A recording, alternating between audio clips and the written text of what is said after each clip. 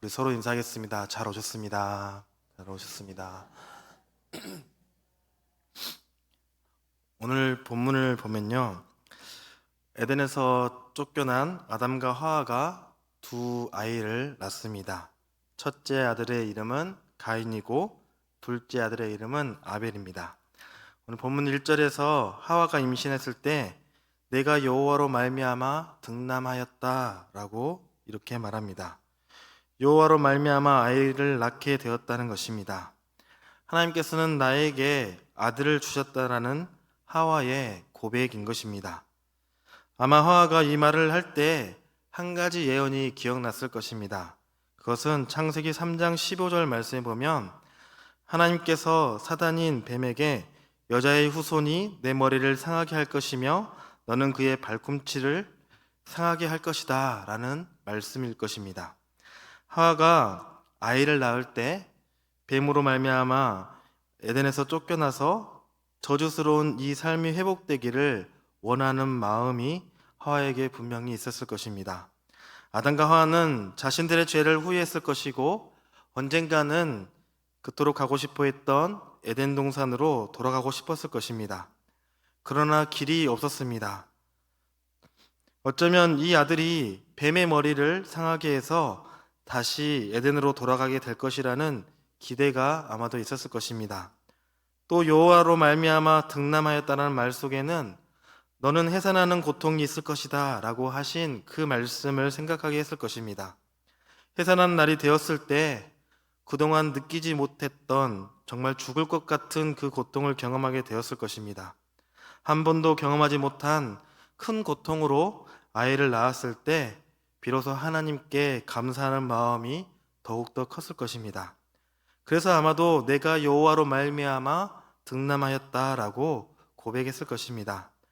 가인을 낳게 해주신 그 사실 앞에 아담과 하와는 죄에 대한 회개가 있었을 것이고 하나님께서 주시는 그 회복에 대한 기쁨이 있었을 것입니다. 그래서 그 첫 번째 아들의 이름을 어둠이라고 뜻으로 가지고 하나님께서 주셨다라는 의미로 이름을 가인이라고 지었습니다. 그리고 그 후에 두 번째 아들을 낳았는데 하찮음, 공허함, 한숨이라는 뜻을 가진 아벨을 낳게 됩니다. 오늘 본문 2절의 말씀에 보면 그가 또 가인의 아우 아벨을 낳았는데 아벨은 양치는 자였고 가인은 농사하는 자였다라고 표현하고 있습니다. 두 아들의 직업에 대해서 말해주고 있는데 첫째 아들인 가인은 농사하는 사람이었고 둘째 아들은 아벨은 양을 치는 사람이었습니다. 그리고 3절과 4절의 말씀에 보면 세월이 지난 후에 가인은 땅의 소산으로 제물을 삼아 여호와께 드렸고 아벨은 자기도 양의 첫 새끼와 그 기름으로 드렸더니라고 표현합니다.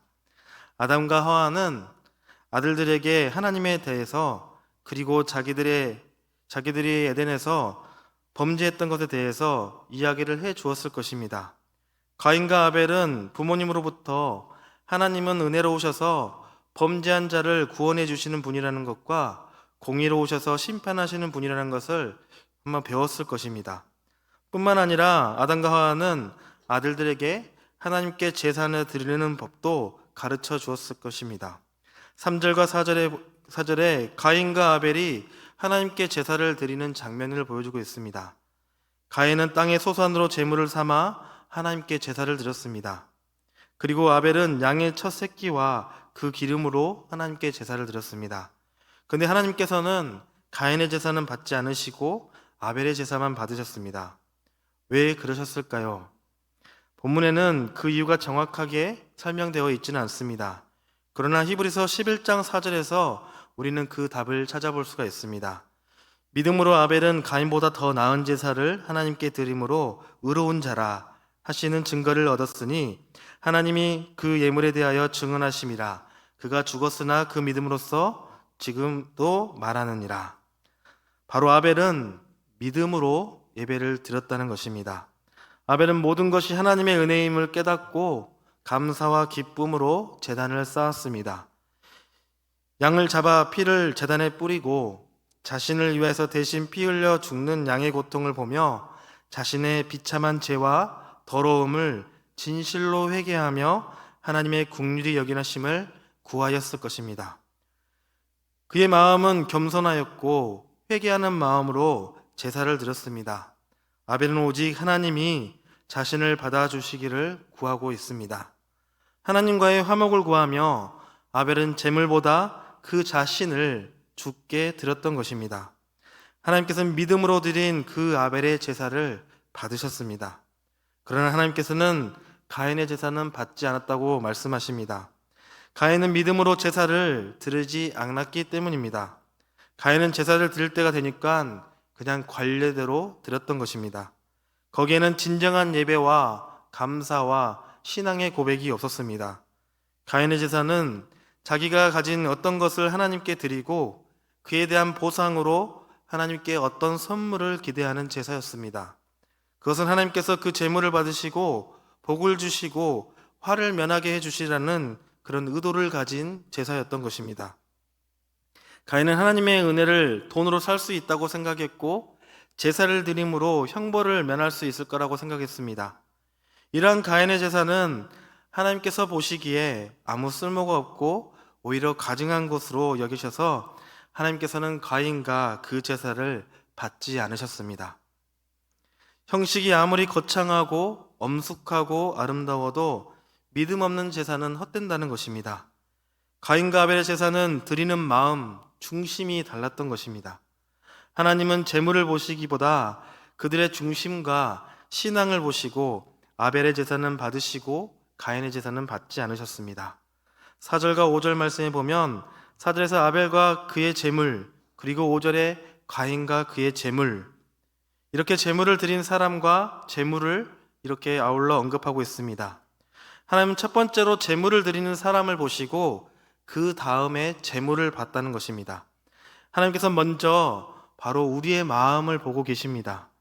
우리가 아무리 비싸고 값진 예물을 가지고 왔더라 하더라도 하나님은 먼저 드리는 사람의 제사와 마음을 보십니다. 만일 사람의 마음이 하나님이 보시기에 합당하면 그 제물은 하나님께서 받으십니다. 그러나 그 사람이 하나님을 기쁘시게 하지 못한다면 하나님께서는 그 제물도 받지 않으신다는 것입니다. 예수님께서도 이렇게 말씀하셨습니다. 마태복음 5장 23절과 24절 말씀에 보면 그러므로 예물을 제단에 드리려다가 거기서 내 형제에게 욕망 들을 만한 일이 있는 것이 생각나거든 예물을 제단 앞에 두고 먼저 가서 형제와 화목하고 그 후에 와서 예물을 드려라 라고 말씀합니다. 형제에게 원망하고 다투는 일로 예배드리는 마음이 준비되지 않고 그냥 드려지는 예배는 하나님께서는 받지 않겠다는 것입니다. 오늘 예배 나오면서 여러분은 어떤 마음으로 오셨습니까? 혹시 이런 생각을 한 분 계십니까? 예배에 빠지면 왠지 벌을 받을 것 같고 두렵고 불안해서 할 수 없이 나오신 분이 계십니까? 아니면 내가 직분을 맡았으니까 다른 사람들의 눈치를 보고 예배를 드리러 오신 분이 계십니까? 하나님께서는 마음의 준비가 없는 그런 예배는 받지 않으십니다. 가인이 드렸던 제사가 바로 그런 제사였습니다. 하나님께서는 형식적이거나 가식적인 예배는 받지 않으십니다. 하나님은 하나님 앞에 나오는 우리의 중심이 겸손하기를 원하고 계십니다. 자신이 죄인임을 알고 하나님과의 화해와 은총이 필요한 존재임을 알면서 겸손하게 회개하며 주 앞에 나오기를 하나님께서는 원하고 계십니다. 나를 위하여 피 흘리신 예수 그리스도를 겸손히 의지하며 예배를 통하여 하나님의 말씀을 듣고 순종하기를 원하며 또한 하나님께서 베푸신 은혜에 대해서 감사하고 찬양하는 마음을 하나님께서는 기꺼이 받아주시기를 사모하는 마음으로 예배하는 사람들을 하나님께서는 찾고 계십니다. 이러한 예배를 드리는 저와 여러분이 되시기를 주님의 이름으로 간절히 축복합니다. 예배는 성도에게 있어서 심장과 같은 역할을 합니다. 예배가 멈추고 예배가 없는 곳은 바로 죽음과 같습니다. 예배가 살아야 내가 사는 것이고 예배가 살아야 내 가정이 사는 것이고 예배가 살아야 내 교회가 사는 것이고 예배가 살아야 내 이 나라가 사는 길입니다. 그러나 예배가 죽으면 이 모든 것이 다 죽는 것과 같습니다. 하나님의 자녀가 세상 것이 바쁘다고 예배를 등한시한다면 그때부터 우리는 죽기 시작한다는 것입니다. 하나님을 믿는 성도가 사는 길은 바로 예배입니다. 물고기가 물을 떠나면 죽는 것처럼, 사람이 숨을 쉬지 않으면 죽는 것처럼 하나님을 믿는 성도는 예배를 떠나면 죽게 됩니다. 우리 청년들과도 1월 달에 첫 예배 때 예배에 대해서 조금 나눴었는데, 여러분은 예배 시간은 어떤 시간이라고 생각하고 계십니까? 예배 시간은 첫 번째로 죄인인 내가 거룩하신 하나님을 만나는 시간이 바로 예배 시간입니다. 여러분은 오늘 누구를 만나러 오셨습니까? 죄인된 인간이 거룩한 하나님을 만나러 온 것입니다. 거룩한 하나님을 만나야 우리는 예배를 드린 것입니다. 예배 시간은 앉았다가 그냥 가는 것이 아닙니다. 죄인된 인생이 거룩한 하나님을 만나는 시간입니다. 예배 시간이 거룩한 하나님을 만나는 시간이 된다면 예배 시간이 무척 기쁘게 느껴질 것입니다. 그리고 예배를 자주 드리고 싶어질 것입니다. 둘째로 예배는 죄인인 내가 죄사함을 받는 시간입니다. 예배 시간은 죄 씻음을 받는 시간이라는 것입니다. 바로 하나님과 화목하는 시간입니다. 이사야 1장 18절 말씀에 보면 여호와께서 말씀하시되 오라 우리가 서로 변론하자 너희의 죄가 주홍 같을지라도 눈과 같이 희어질 것이요 진홍같이 붉을지라도 양털같이 희게 되리라 라고 말씀합니다. 이것이 바로 예배 시간이라는 것입니다. 하나님 앞에 나오면 우리의 죄가 눈과 같이 희어질 것입니다. 하나님 앞에 나오면 양털같이 희게 될 것입니다. 인생의 최고의 복은 바로 죄 씻음을 받고 구원받는 것입니다. 그러면 이 죄를 어떻게 씻어야 하겠습니까? 구약에서는 짐승을 잡았습니다. 짐승을 잡아서 피를 뿌렸고 피 뿌림으로 인해서 죄 씻음을 받으셨습니다. 신약에 와서는 예수님께서 그 제물이 되어 주셨습니다. 그래서 더 이상 우리에게 그런 제물이 필요하지 않습니다. 우리에게 필요한 것은 바로 예수님의 보혈이 필요합니다. 예수님의 보혈이 우리의 어떤 죄도 씻어 주십니다. 요한일서 1장 7절 말씀에 보면 그 아들 예수의 피가 우리를 모든 죄에서 깨끗이 하실 것이요 라고 말씀하십니다. 예수님의 보혈 앞에 우리가 회개하며 나아가시기를 바랍니다. 그러면 우리의 죄를 하나님께서 깨끗하게 씻어 주실 것입니다. 세 번째로 예배 시간은 바로 내가 변화되는 시간입니다. 예배 시간에는 성령님이 내 안에 오셔서 나를 변화시켜 주십니다. 예배 시간에 성령님께서 우리 안에 있는 죄를 깨닫게 하여 주시고 그 죄를 씻어 주십니다. 그리고 예배 안에 회개가 넘치고 교만한 마음이 온유한 마음으로, 또 완악한 마음이 겸손한 마음으로, 굳은 마음이 부드러운 마음으로 변화되는 시간이 바로 예배 시간입니다. 이런 변화가 있는 예배가 바로 살아있는 예배를 할 수 있습니다. 찬송가 421장에 보면 내가 예수 믿고서 죄사함 받아 나의 모든 것이 다 변했네 라는 찬송가가 있습니다. 예배 시간마다 우리가 새롭게 변화되어도 내 몸도 내 마음도 내 생각도 내 계획도 하나님께 다 드려지는 저와 여러분이 되시기를 주님의 이름으로 간절히 축복합니다. 마지막으로 예배 시간은 은혜와 축복을 받는 시간입니다. 예배가 마쳤는데도 우리 안에 은혜와 축복을 못 받는 사람이 있다면 그 사람은 아마도 불행한 사람일 것입니다. 하나님께서 은혜와 축복을 주시기 위해서 예배를 우리에게 허락하셨습니다. 예배는 은혜와 축복의 통로입니다. 하나님은 예배 시간을 우리에게 영광 받으시려는 것도 있지만 우리에게 은혜와 복을 주시려고 우리에게 예배를 허락해 주셨습니다. 예배를 드릴 때 우리의 모든 문제가 해결되기도 하시고 해결해 나가는 지혜를 또한 주십니다. 우리는 여러 가지 문제로 근심하고 걱정할 수 있습니다. 그런데 우리가 은혜를 받는다면 우리가 담대해지고 그 문제를 해결할 수 있도록 하나님께서는 우리에게 지혜를 주십니다. 그래서 예배를 통해 우리의 어려운 문제들이 해결받을 수 있습니다. 오늘 이 오후에 이 찬양 예배 가운데 여러분의 모든 문제가 해결되고 문제를 해결해 나갈 수 있는 지혜를 받고 돌아가는 시간이 되시기를 바랍니다. 요한복음 2장에 보면 성전 청결 사건이 있습니다. 예수님께서 유월절이 가까울 때 예루살렘 성전에 올라가게 됩니다. 성전 안에는 소와 양과 비둘기를 팔기도 하고 돈을 바꾸는 사람들이 있는 것을 예수님께서 보게 됩니다. 예수님은 노끈으로 채찍을 만드시고 양과 소와 비둘기를 다 성전에 내쫓으시고 돈 바꾸는 사람들의 상을 엎으십니다. 왜 예수님은 유대인들의 간절하고 마음의 고향인 그 예루살렘에 대해서, 특별히 예루살렘 성전에 대해 이렇게 분노하고 계셨겠습니까?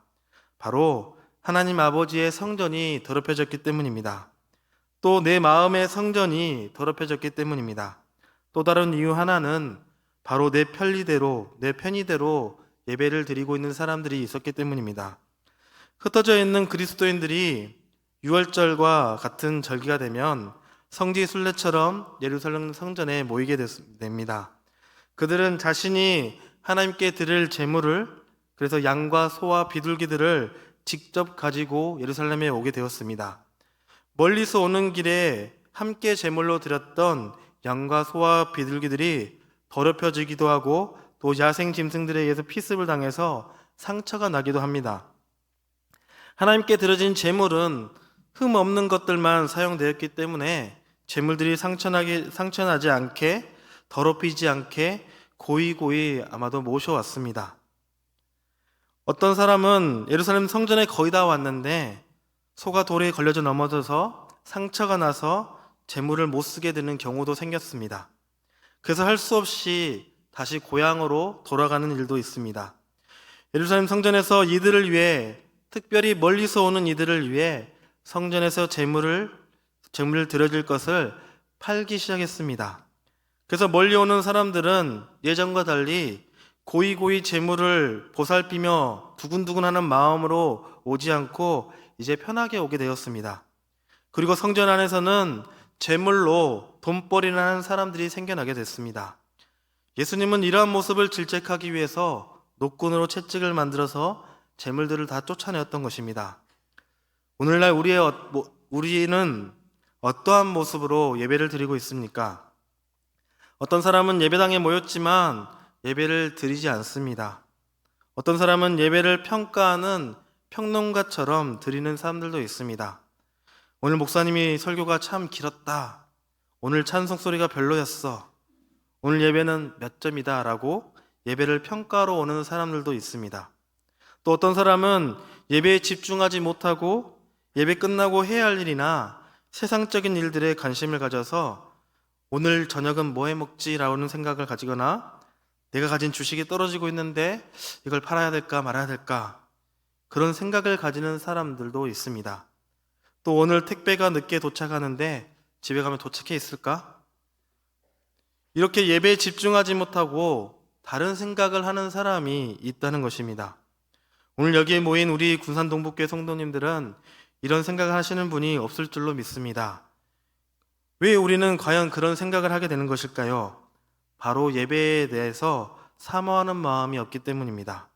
예배의 주인이신 하나님이 중심이 아니라 바로 내가 중심이 되기 때문입니다. 저는 모태 신앙으로 자라왔습니다. 아버지 어머니의 신앙에 따라 신앙교육을 받고 자랐습니다. 저는 특별히 고등학교 때까지 주일에 돈을 쓰면 안 되고 공부도 하면 안 된다고 이렇게 배웠습니다. 주일에는 무슨 일이 있더라도 교회 예배는 빠지지 않도록 교육받았습니다. 아파도 주일에는 교회 가서 아파야 했습니다. 토요일에 어머니는 주일에 먹을 장을 보시기도 하시고 헌금도 가장 깨끗한 돈으로 준비를 했습니다. 내일 교회에 예배를 들어갈 그 옷도 미리 잠자기 전에 골라 놓으시고 다림질도 해 놓으셨습니다. 저는 공부보다는 친구들과 운동하는 것을 참 좋아했습니다.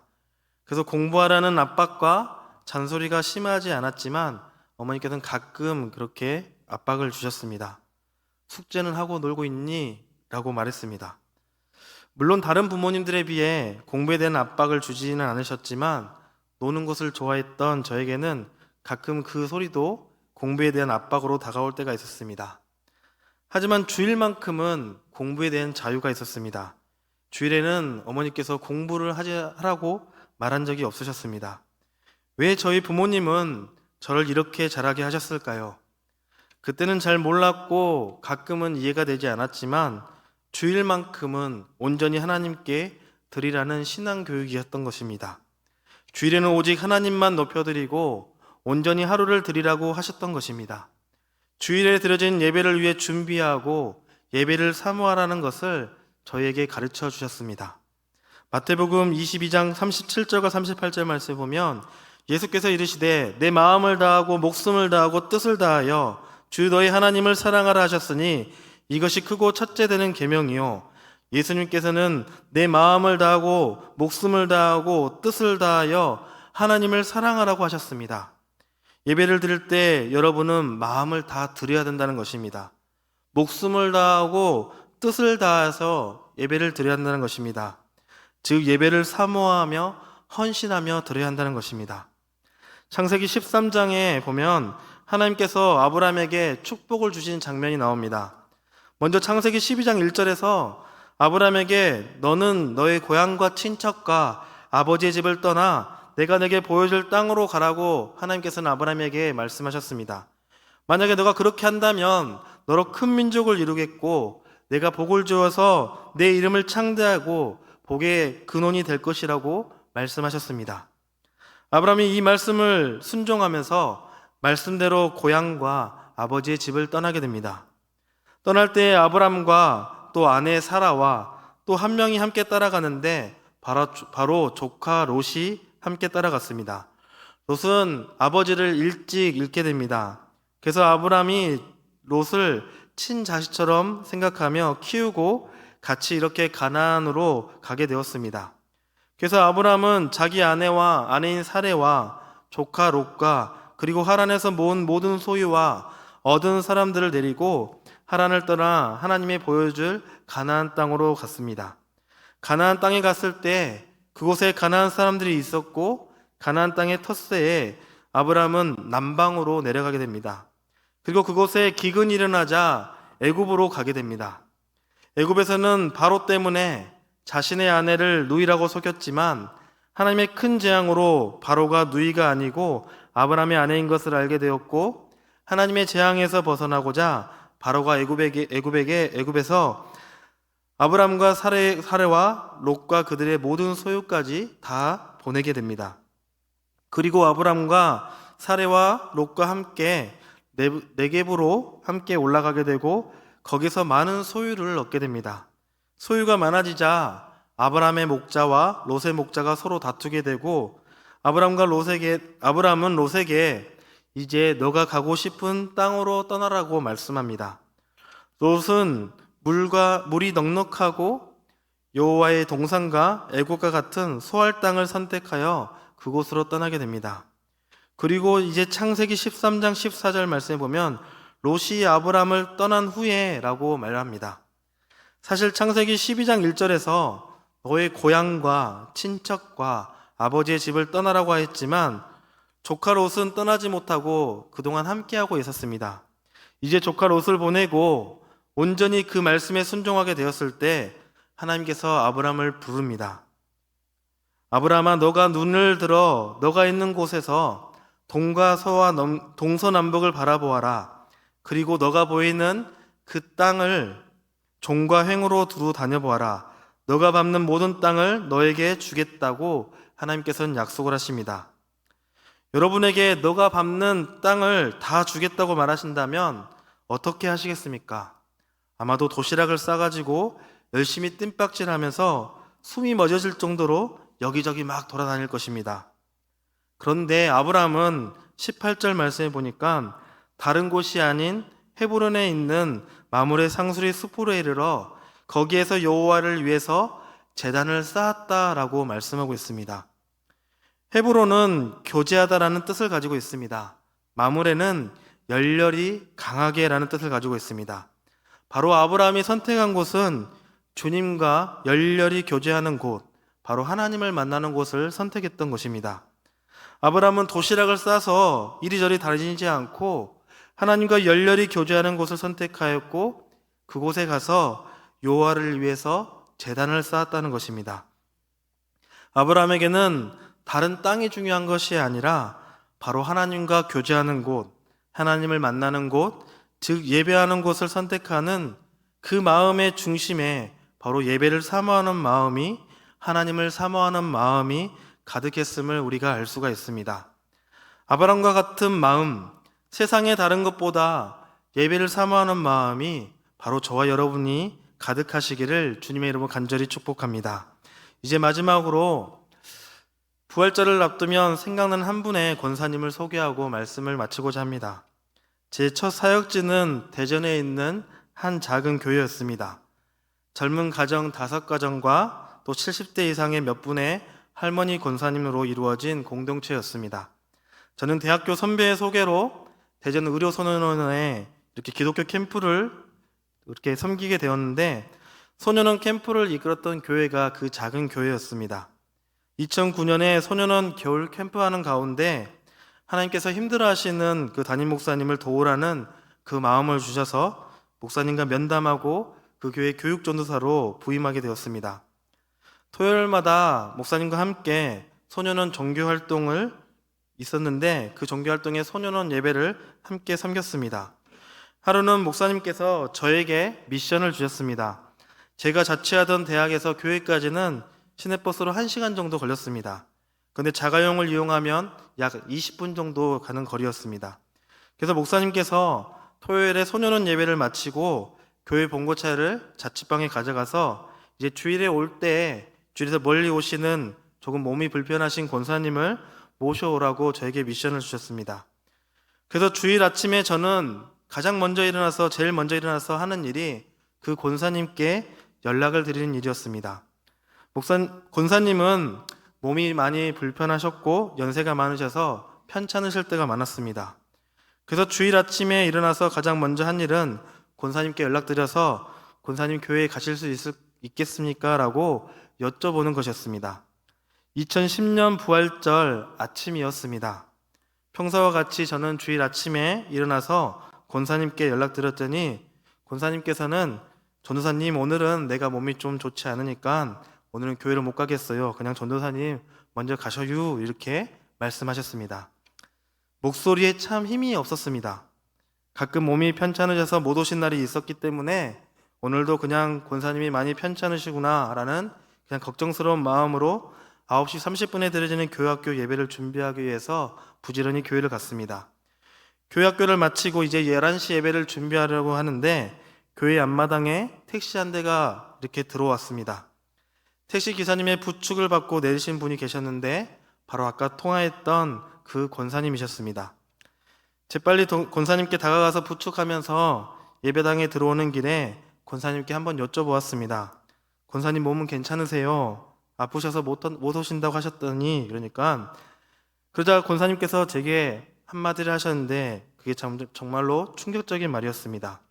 오늘 부활절이잖아요.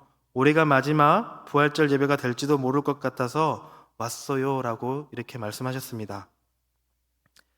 그리고 권사님은 그 부활절 예배가 권사님의 마지막 부활절 예배가 되셨고 그의 겨울에 하나님의 부르심을 받으셨습니다.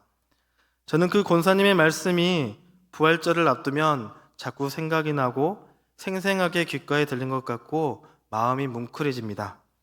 그렇습니다. 우리는 언제 하나님께서 부르실 줄을 알지 못합니다.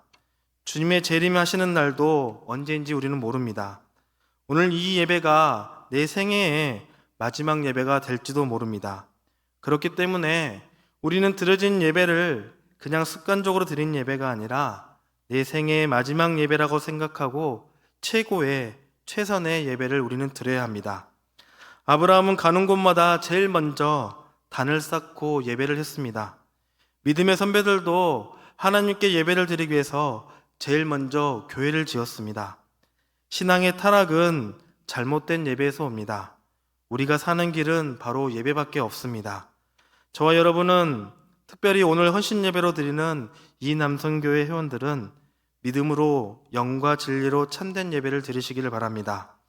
믿음으로 예배를 드림으로 거룩하신 하나님을 만나고 또 재실씀을 받으면서 내가 변화되는 그런 시간이 되며 하나님께서 베풀어 주신 귀한 은혜와 축복이 나의 삶 가운데 가득 차는 그런 예배가 저와 여러분이 드리는 예배가 되기를 주님의 이름으로 간절히 축복합니다. 기도하겠습니다.